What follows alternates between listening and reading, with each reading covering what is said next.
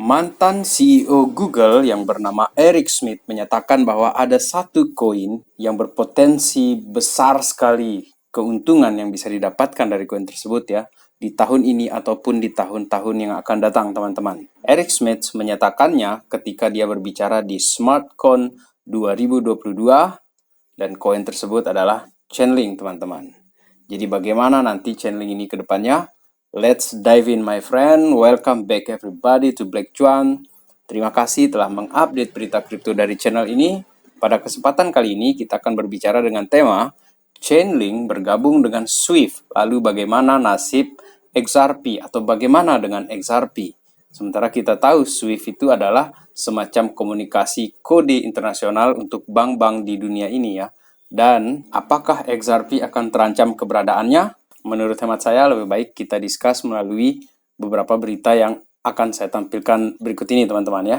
Karena jika kita berbicara mengenai Swift, tentu saja itu kaitannya dengan bank. Kalau sudah kaitannya dengan bank, maka kita juga akan berbicara mengenai CBDC. Kemudian jika sudah ada tentang CBDC, maka Ripple mau tidak mau harus kita sebutkan di sana, teman-teman. So, kita langsung saja ke berita pertama di sini.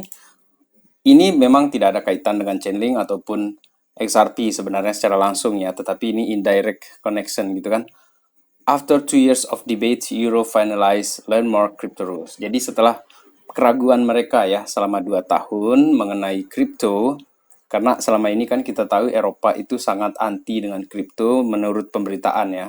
Tetapi sekarang ini akhirnya akibat goncangan ekonomi yang terjadi di Eropa yang disebabkan oleh perang, disebabkan oleh kenaikan harga energi, mau tidak mau mereka akhirnya hijrah ke kripto, teman-teman.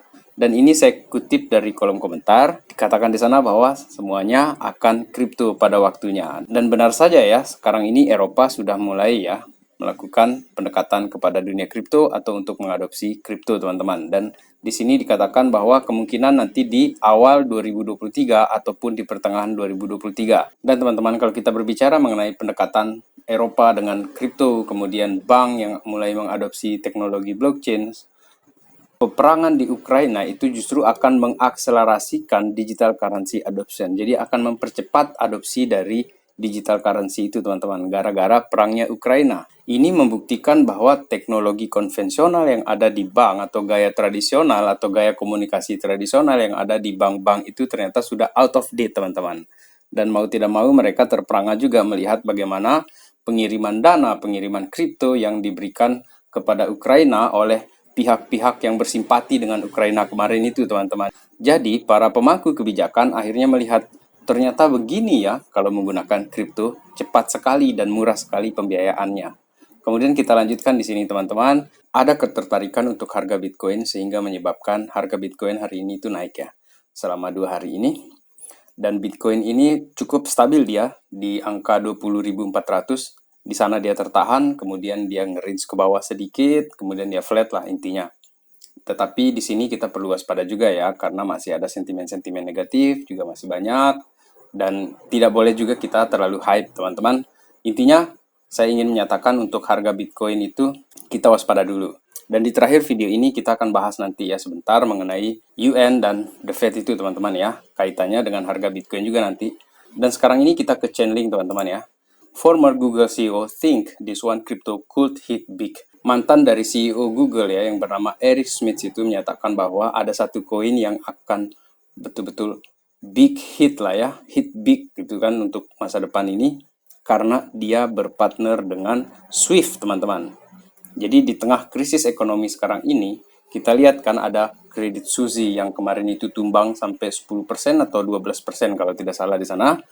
Intinya seperti itulah, dan akhirnya Eropa panik karena Credit Suisse itu merupakan bank nomor 2 terbesar di Swiss dan salah satu yang terbesar di Eropa, teman-teman. Eric Schmidt di sini menyatakan bahwa crypto Chainlink ini akan memberikan returns yang cukup besar nanti di masa depan. Tetapi di sini saya ingin memberi kalian warning juga, teman-teman, karena Eric Schmidt sekarang ini dipekerjakan atau dia mendapat posisi di dalam Chainlink, teman-teman. Jadi sepositif apapun beritanya, kita juga perlu untuk melihat sisi lainnya, bukan untuk melihat dalam hal meragukan dengan skeptisme atau sinisme, tetapi supaya kita punya strategi lain lah.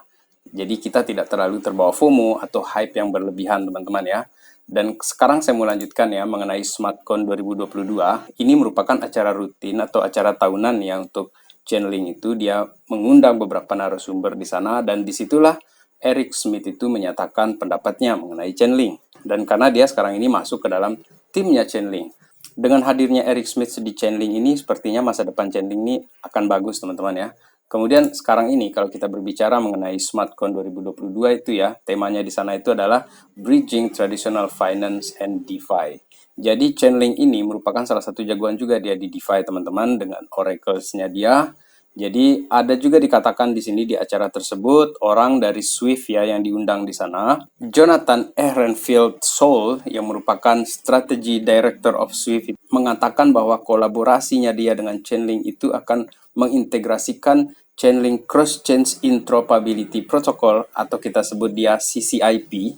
Jadi protokol ini akan memberikan kemampuan kepada Swift untuk melakukan inisiasi kepada on-chain token transfer melalui jaringan Swift Message itu teman-teman. Dan Nazarov juga di sana menyatakan orang banyak tidak paham bahwa Swift itu memiliki private key terbesar ya dan infrastruktur terbesar dalam industri perbankan. Dan menurut saya ya, kehadiran Chainlink di sini nanti itu akan memberdayakan kemampuan dari Swift itu ketika dia berintegrasi dengan cross-chain-nya Chainlink ini teman-teman. Dan partnership mereka ini ya merupakan cross-chain proof of concept ya.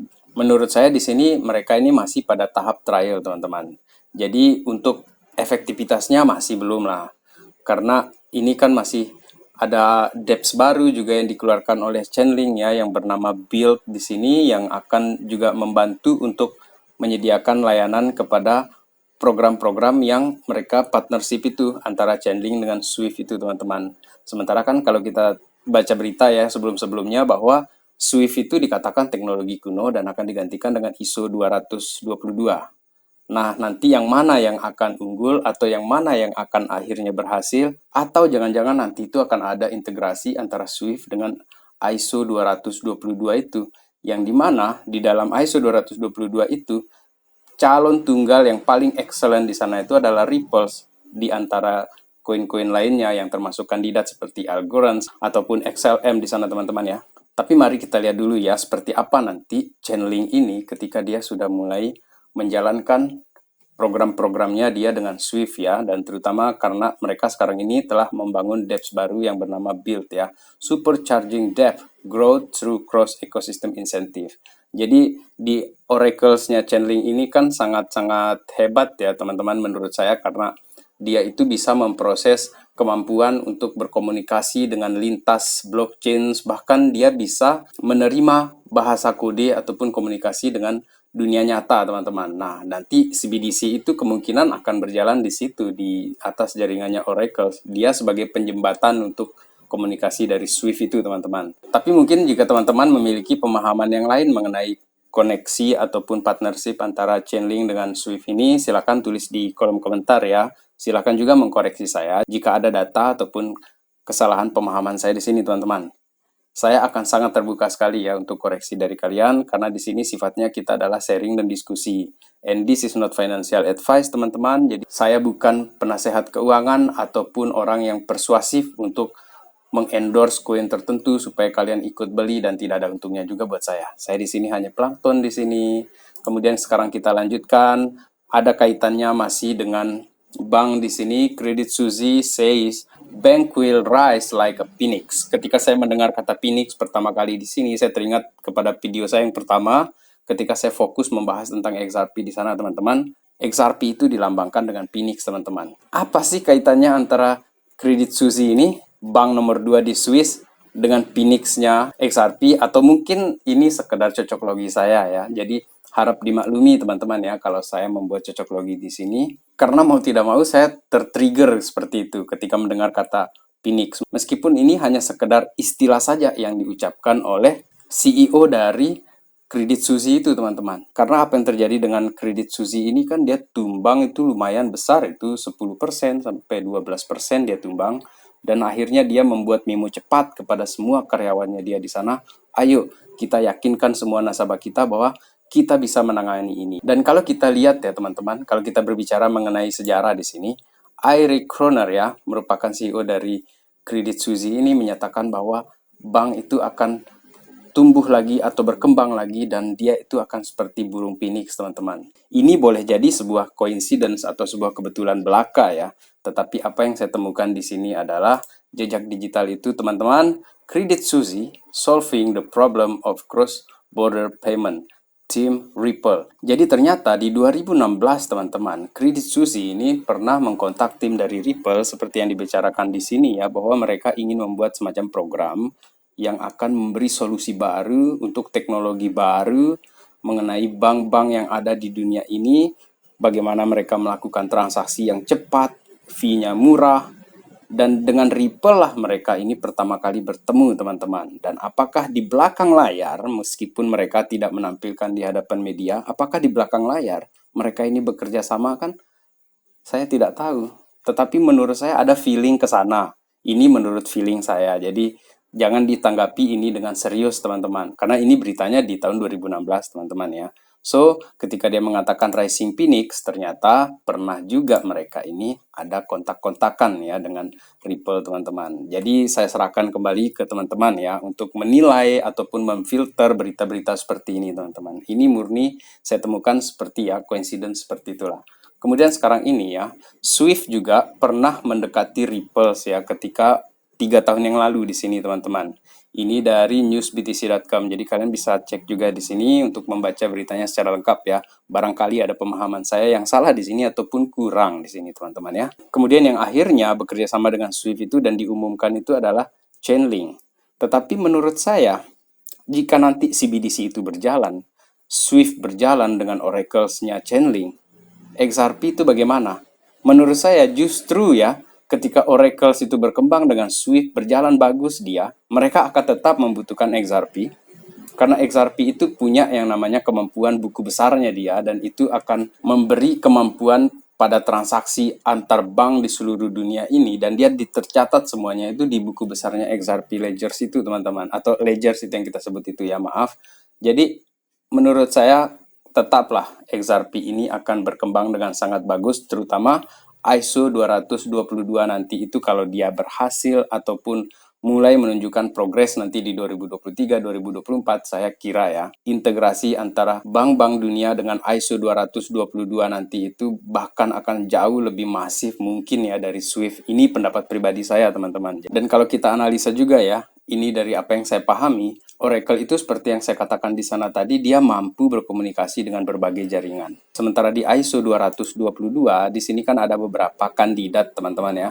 Seperti yang tertera di sini ya. Salah satunya adalah Stellar, HBAR, IOTA, XDC, XRP, Algo, dan Quant. Sementara menurut beberapa pemberitaan bahwa yang paling match ataupun yang paling excellent contohnya itu adalah Ripple. Meskipun sekarang ini sedang berkasus dia dengan SEC. Dan dengan Oracles-nya dari Chainlink tadi, jika semua koin ini akan dipergunakan nanti itu atau diberdayakan nanti dalam cross border payments atau bridging ya, penjembatanan untuk finansial global nanti itu, maka Chainlink akan menjadi penyambung atau penjembatan antara blockchain yang nanti digunakan oleh ISO 222 ataupun Swift nanti itu teman-teman yang sudah diperbarui dengan integrasi blockchain.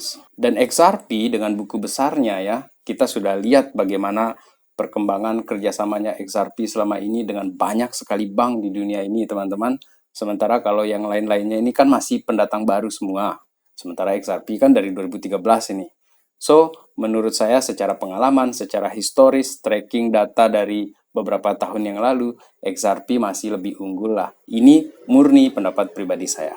Dan jika teman-teman punya pendapat lain ataupun punya investasi dengan koin yang berbeda dari XRP ataupun Cardano yang sering saya bahas di sini, saya berharap kita semua bisa cuan. Meskipun beda koin, semoga cuan kita samaan bareng-bareng dan mungkin lebih besar cuan teman-teman di sana karena saya plankton di sini.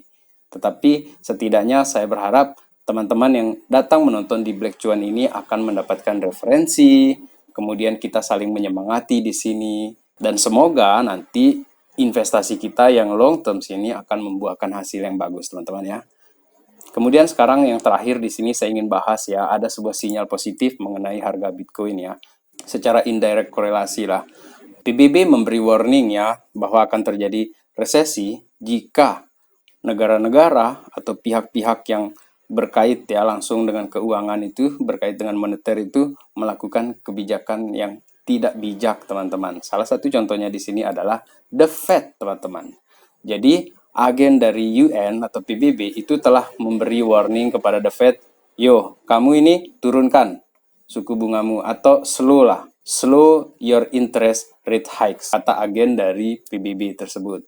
Karena dia melihat ini kenaikan suku bunga ini sudah betul-betul membuat parah kondisi di Amerika sendiri, bahkan ini mempengaruhi negara-negara lainnya, teman-teman. Jadi tidak hanya berdampak hanya di Amerika saja, tetapi kita, Indonesia sendiri di sini yang punya hutang ke Amerika juga kelimpungan sekarang ini. So, jika nanti itu suku bunga di Amerika mulai diturunkan atau mulai mereka ini nginjak rem ya, barangkali disitulah Bitcoin itu bisa bernafas dan altcoin juga akan mengikuti pergerakan bapaknya si Bitcoin itu, teman-teman. Dan di situ mungkin ada yang akan take profit, silahkan. Dan ini semoga skenario ini terjadi, teman-teman ya.